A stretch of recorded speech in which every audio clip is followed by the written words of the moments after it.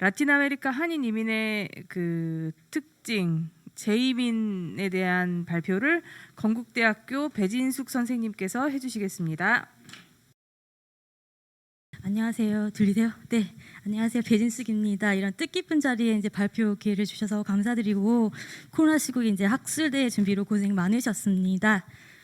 우선 제가 이제 사실은 미국 동부에서 10년 정도 유학을 했고, 그중에 3년을 이제 뉴욕에서 현지 조사를 하면서 그 중남미를 거쳐서 미국으로 재이민하신 분들 100분을 만났습니다. 사실 저는 중남미 여기 계시는 분들처럼 중남미 전문가는 아니지만 저는 그 100분을 통해서 중남미 한인들에 대해서 공부를 했고, 그분들이 저를 과외를 시켜주고 또 이제 박사를 만들어 주셨다고 저는 생각을 하고 있고, 그분들이 들려주신 그런 중남미 한인들에 대한 이민사를 공유를 할까 합니다.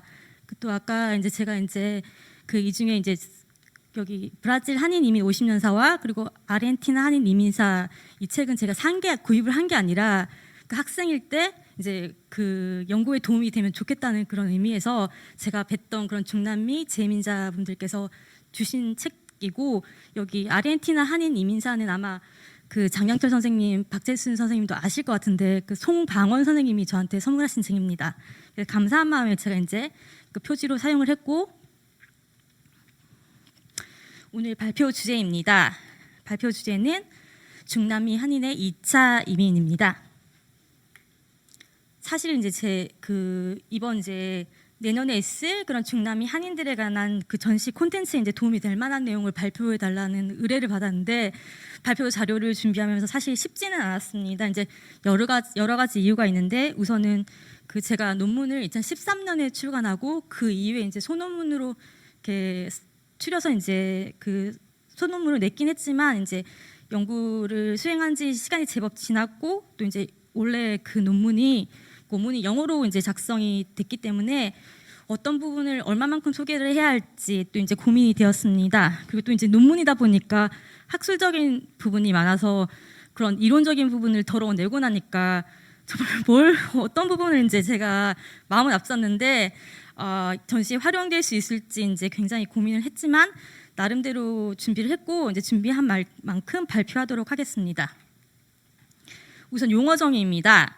그 영어로는 조금씩 차이는 있지만 secondary migrant 뭐 등등 해서 라고 하고, 그리고 재이민자란 모국인 한국이 아닌 2개국 이상에서 장기간에 걸친 이주 경험이 있는 한인들이라고 할 수 있고, 재이민은 처음 이민 가서 살던 나라에서 다른 나라로 다시 떠나는 이민 형태라고 할 수 있습니다. 그리고 이광규 교수님께서는 또 이러한 이민을 상강 이민이라고 지칭하셨습니다. 이러한 재이민 현상은 한인 디아스포라 문학에서도 주요한 주제로 녹아 있거나 표상이 된 경우가 있습니다. 이명재 교수님께서 쓰신 국외 한인 소설에 나타난 디아스포라 양상, 이민, 재이민, 역이민 경우를 중심으로에서는 남미 지역 국가인 파라과이나 브라질 또는 아르헨티나 등지에서 이민 가서 적응하기 어렵거나 돈을 벌면 시장 환경이 더 나은 남미 이웃 나라나 북미, 미국, 캐나다는 물론 호주로 다시 옮겨가는 이민 형태를 이름을 일컫는다라고 하셨습니다. 그리고 제가 아직 읽어보지는 못했지만 아르헨티나 한인 문학인이신 맹하린 선생님 소설집 세탁부에도 이러한 주제들이 드러나 있고, 또 이제 이상갑 교수님께서 쓰신 역재이민의 세계와 코리안 아르헨티노 맹하린의 소설집 세탁부를 중심으로 라는 논문에 이제 재이민 현상을 분석하고 계십니다. 제가 이제 말씀드린 대로 이제 제가 이런 중남미에서 특히 미국 뉴욕으로 재이민하신 분들을 심층 면담을 해서 논문을 썼고, 그 논문의 내용은 크게 종교 네트워크, 그리고 봉제 산업 참여, 그리고 교육 문제, 초국가적 가족 형성, 그리고 다중언어 사용으로 구성되어 있습니다. 이제 시간이 된다면 정말 한 챕터씩 다 소개를 드리고 싶은데 이제 선별적으로 주요 내용을 말씀드리도록 하겠습니다. 우선 연구 전제입니다. 이제 노용석 교수님께서도 말씀하신 것처럼 이제 예전에는 그 이주, 그러니까 저희가 이주 개념에 대해서 이제 다시 생각을 할 필요가 있는데, 예전에는 이주 이민하면 A 국가에서 B 국가의 이동을 의미했습니다. 하지만 사실 이주의 과정은 일회성의 양국가 간의 이동만이 아니라 여러 국가에 걸쳐서 오랜 세월을 두고 발생하는 연속적이고 순환적인 과정일 수 있습니다. 그리고 중남미 국가로 1차 이민을 떠난 후에 일부는 미국, 캐나다 등으로 재이주를 하시기도 하고, 또 재이주 하셨다가 다시 중남미로 귀환하는 사례도 있고, 또 한국으로 역이주를 하기도 하십니다. 저도 마찬가지지만 처음에 이제 재미 한인 하면은 우선은 저희가 다른 과 거치지 않고 한국에서 바로 미국으로 이민을 가셨거나 혹은 현지에서 태어난 2, 3세만을 지칭한다고 보통 생각하기가 쉬운데요. 제 연구에서는 아니다. 모든 재미 한인들이 한국에서 바로 이민을 가신 것만이 아니라 이분들 중에는 여러 나라 출신의 재이민자들, 즉 2차 이민자들이 포함되어 있다고 전제합니다. 그리고 이분들은 이전 거주국에서의 이민 경험, 사업 경험, 그리고 사회적 연결망을 가지고 미국으로 건너오십니다. 그리고 또 사실 이제 제가 작년에 그 재이민이라는 컨셉을 가지고 독일의 파독 강부로 가셨다가 미국으로 재이민하신 분들에 관해 조사를 진행했습니다. 약간 숨이 차요. 마스크니까 지금 질문입니다. 정말 독일 거쳐서 미국 오신 분들이랑 그 중남미 거쳐서 그 미국 오신 분들이 혹시 차이가 있을까요? 제가 이제 파독 강부 출신의 재이민자들을 조사를 하다 보니까 이제 중남미 재이민자들의 경험과 비교되는 부분이 있었습니다. 파독 강부들은 대개는 계약 기간이 3년이라는 길지 않은 기간 동안에 1차 이민국인 독일에 체류하셨고, 또 독일 계시는 동안에 월급의 상당 부분을 한국에 송금하셨습니다. 그리고 파독 간호사와 결혼해서 미국으로 오시는 분들도 계셨지만 대부분이 독일 가실 때도 그리고 미국 오실 때도 단독으로 이주하시는 경향이 강했습니다. 그래서 제가 이제 미국 오실 때 얼마 가지고 오셨냐고 여쭤봤더니 정말 적게는 뭐 70불, 뭐 100불 이렇게 맨몸으로 오신 분들도 많이 계셨는데, 이에 반해서 중남미 출신 한인분들은 가족 단위, 이민 가실 때도 가족 단위, 그리고 재이민 오실 때도 가족 단위 재이민이 많았고, 또 이제 개인 사업에 실패해서 미국으로 도피성으로 재이민 오시는 분들도 계셨지만 중남미에서 의료업을 통해서 축적한 자본을 보유하고 미국에 오신 경우가 많았고, 이 돈으로 미국에서 이제 초기 재정착하는 과정에서 집 사시고, 그리고 사업장 마련하시고, 그리고 자녀 교육비로 사용하셨습니다. 그리고 가장 흥미로운 부분인데, 재이민자분들은 한국에서 바로 이민하신 분들에 비해서 훨씬 다양한 문화적, 언어적 배경을 가지고 있었습니다. 본 연구를 위해서 이제 제가 버스 타고 다니고 지하철 타고 다니면서 그 남성 57분 그리고 여성 45분, 즉 총 102분을 심층 인터뷰했습니다. 연령대는 40대가 제일 많았고 20대에서 70대에 걸쳐서 비교적 고르게 분포했고, 면담자 중에 중남미 현지에서 출생한 2세들도 11명 포함되어 있었습니다. 다음으로 면담자들이 처음 한국에서 중남미로 이민 간 연도인데, 상당수는 1970년대, 80년대 중남미로 이민하셨고, 그리고 중남미에서 미국으로 재이민하신 연도입니다. 1990년대 그리고 2000년대까지 계속 이어졌습니다.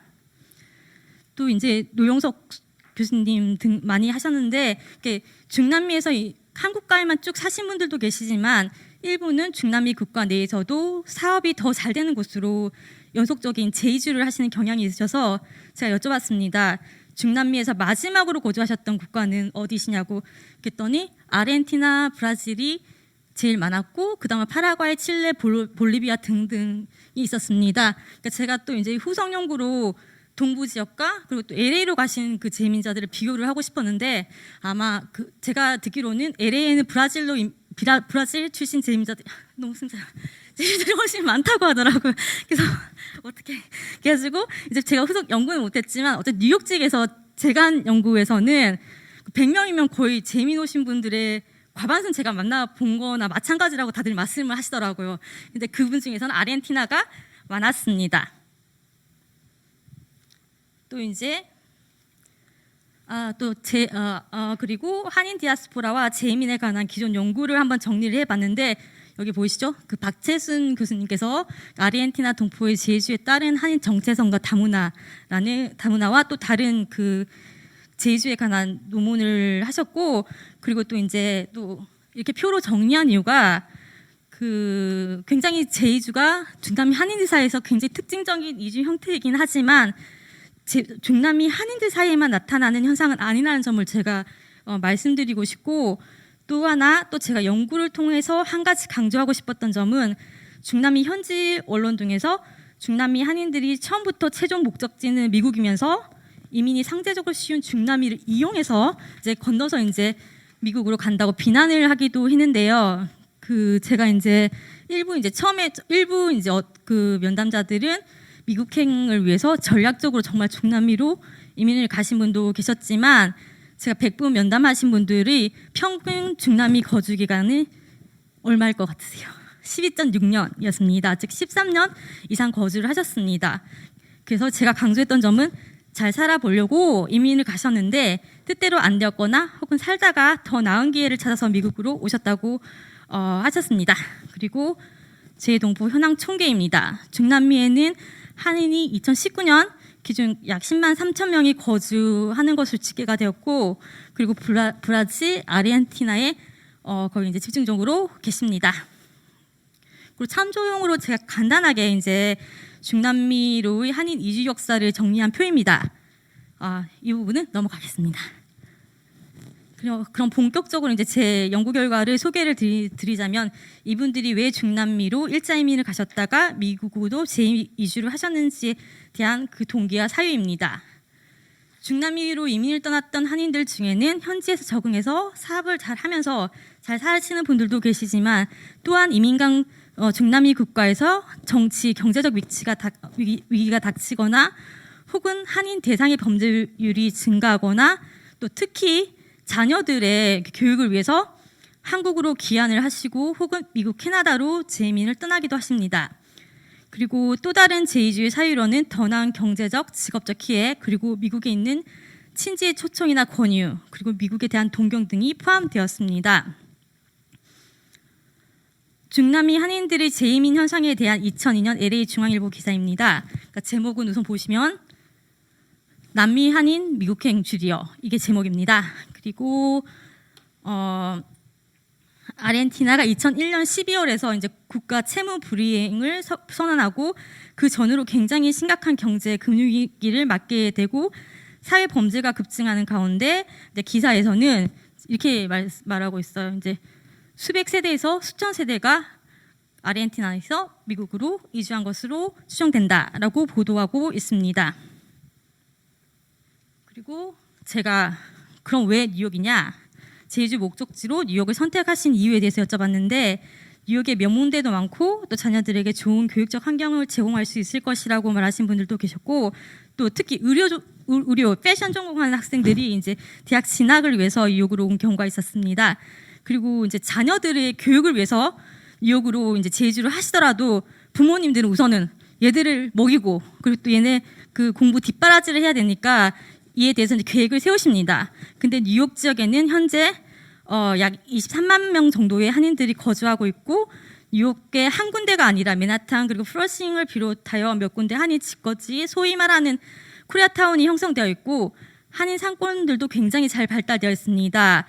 즉 뉴욕에는 상당한 규모의 한인 사회가 형성되어 있어서 영어 구사 능력이 부족하더라도 일자리를 찾거나 사업을 시작하시기에 용이할 것이라고 판단하셔서 뉴욕으로 오시는 분들이 계셨습니다.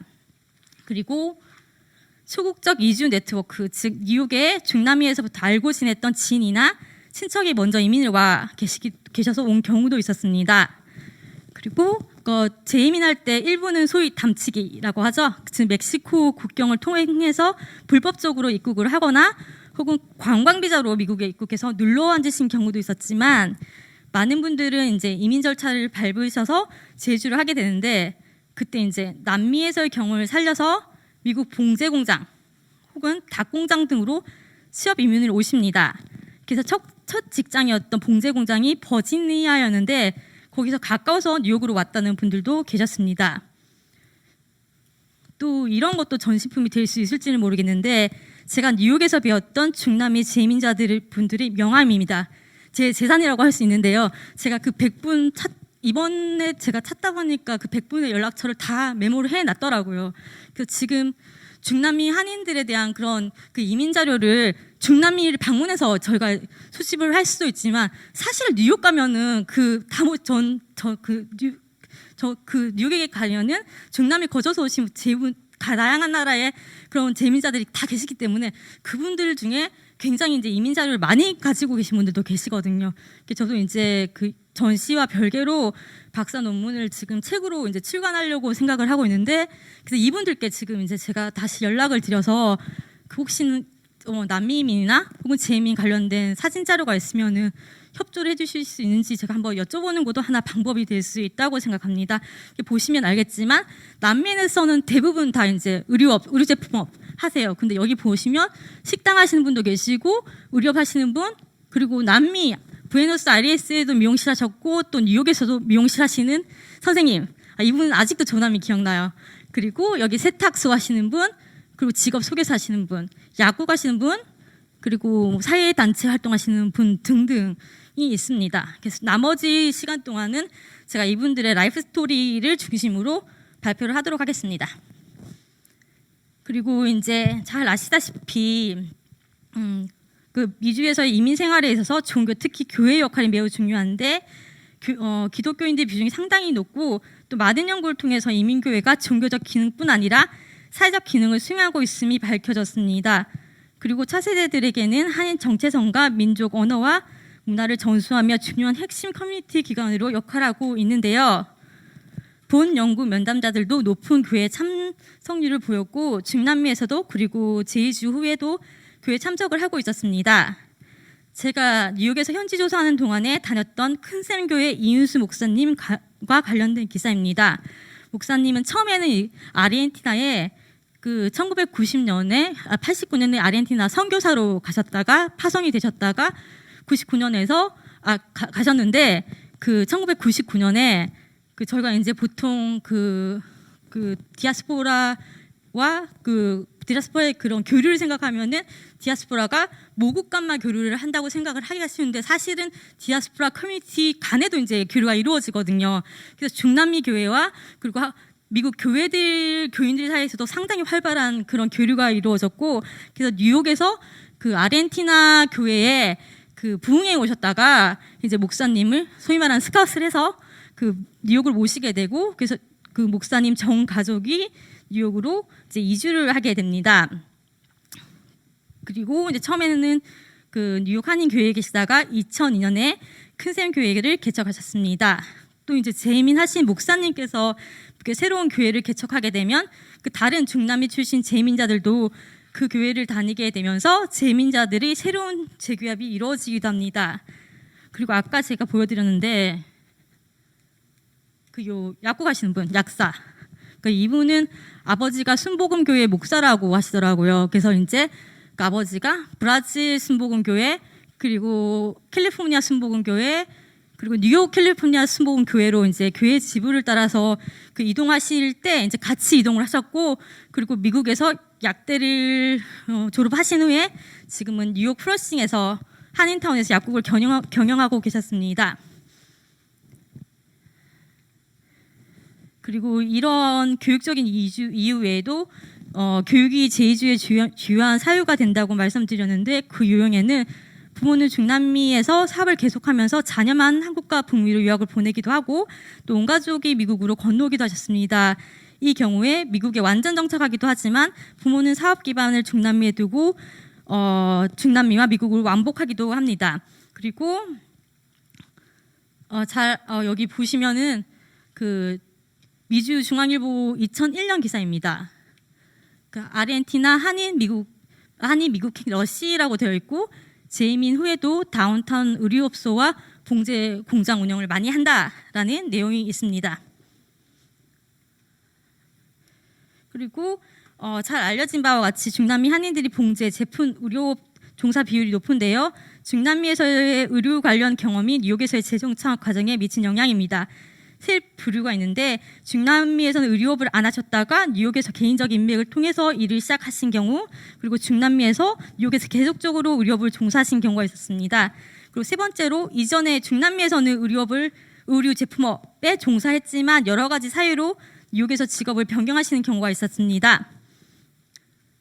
2001년 이제 그리고 재이민자들의 경제적 적응 관련해 살펴보면 이전 경유국에서 이민 경험과 사회적 연결망은 미국 재적응 과정에 상당한 영향을 미쳤는데 1970년대 초반 그 중남미에서 뉴욕으로 오셨던 분들이 첨가 업계에 선구적으로 진출을 하셨고, 그리고 네일업과 세탁업을 많이 하셨습니다.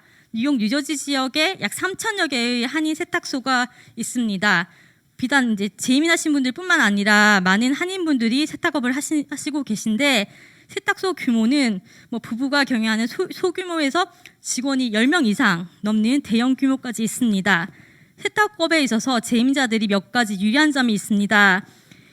우선 이전 이민 국가에서 사업을 하신 경험이 있고, 또 이제 그 매상이 좋은 세탁소를 찾아야 되는데 세탁소를 찾고, 또 이제 세탁업에 관한 그 초기 그 착수를 하기 위한 정보를 그 중남미에서부터 알고 계셨던 그런 인맥을 통해서 얻을 수 있었다고 합니다. 그리고 무엇보다 제가 이제 굉장히 재밌게 생각했는데, 옷에 대해서 잘 아시고, 또 이제 보통 세탁소에 가면은 수선하시는 분이 한두 분 계시는데 여기 이제 재이민자분들은 수선을 직접 하실 수가 있으니까 직원 1명에서 2명의 임금을 절감하실 수 있다고 하셨습니다. 그리고 또 남미계 종업원이나 손님들과의 소통에 스페인어를 활용하실 수 있어서 유리하다고 하셨습니다. 그리고 이미 이제 앞부분에서 조금씩 다뤘는데 재이민자들의 다중언어 능력에 대해 관해서 다시 한번 간단히 정리하겠습니다. 한국, 중남미, 미국 등 여러 지역을 거치면서 연속적인 이주를 하는 과정을 통해 재이민자들은 한국어, 스페인어, 포르투갈어, 영어를 접하고 습득하게 되는데, 이러한 중남미 출신의 다중언어 능력이 뉴욕 재정착 과정에 영향을 주고 있었습니다.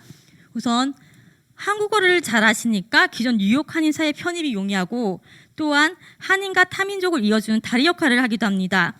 근데 아시아인 외모를 가지고 있으니까 스페인어를 하면 이제 미국인들이 다들 놀라고 스페인어를 어디서 배웠냐는 질문을 많이 받게 된다고 합니다. 그리고 다중언어 능력이 있어서 재정착 과정에 경제적으로 도움이 되기도 했다고 합니다. 특히 뉴욕에는 그 남미계 이민자들이 많고, 이분들이 한인 업소의 직원으로 그리고 일하기도 하고, 혹은 고객으로 한인 업소를 이용하기도 하는데요. 재이민자들 중에서 분들이 이제 스페인어를 하시니까 남미계 이민자들과 소통이 원활했습니다. 또한 어떤 면담자들은 스페인어 상점 간판이나 남미계 이웃들의 존재가 남미 생활을 이제 생각나게 하고 이제 굉장히 친근감이 느껴진다고 하셨습니다. 그리고 뉴욕 가면 이제 서울 명동에 해당하는 맨하탄에서 한 30분 정도 지하철 타고 가면은 지하철 7호선 종점에 한인들이 많이 모여 사는 플러싱이라는 곳이 있습니다. 원래 이곳에 백인들이 많이 거주했는데 최근엔 중국계, 한국계, 인도계, 남미계 등등의 인구 비율이 높아지면서 굉장히 다민족, 다문화적인 특성을 잘 드러내고 있는 곳입니다. 그 지하철 7호선 종점에서 나오면 바로 보이는 곳에 치과 간판입니다. 스페인어, 그리고 영어, 그리고 한국어 간판 3개가 걸려 있고, 이제 이 간판이 걸려 있다는 것은 저 치과 안에 치과의사, 간호사 혹은 병원 직원 중에 적어도 1명은 3개의 언어 중에 한두 가지는 할 수 있다는 얘기입니다.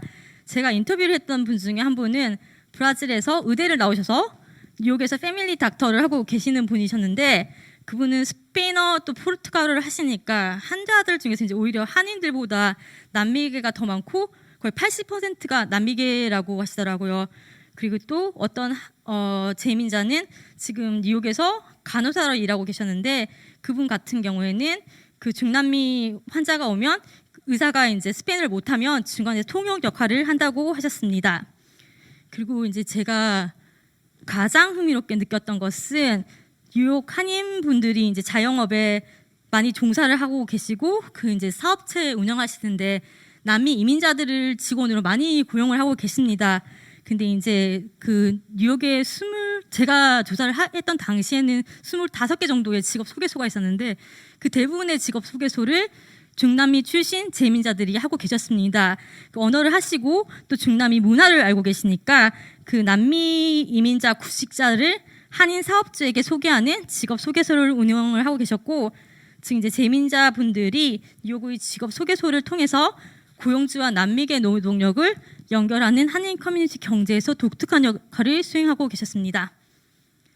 그리고 이제 거의 몇 장 안 남았습니다. 그리고 박채순 교수님께서도 이제 말씀하셨는데 그 제주를 하게 되고 이제 몸이 떠났다고 해서 마음까지 중남미에서 떠난 것은 아니거든요. 그래서 중남미에서 그런 문화들, 다문화적인 배경을 가지고 제주를 하게 되고, 이렇게 면담자들 중에 미국으로 재임을 하셨더라도 남미 문화, 남미 음식을 즐기고 그리워하시는 분들이 계셨습니다.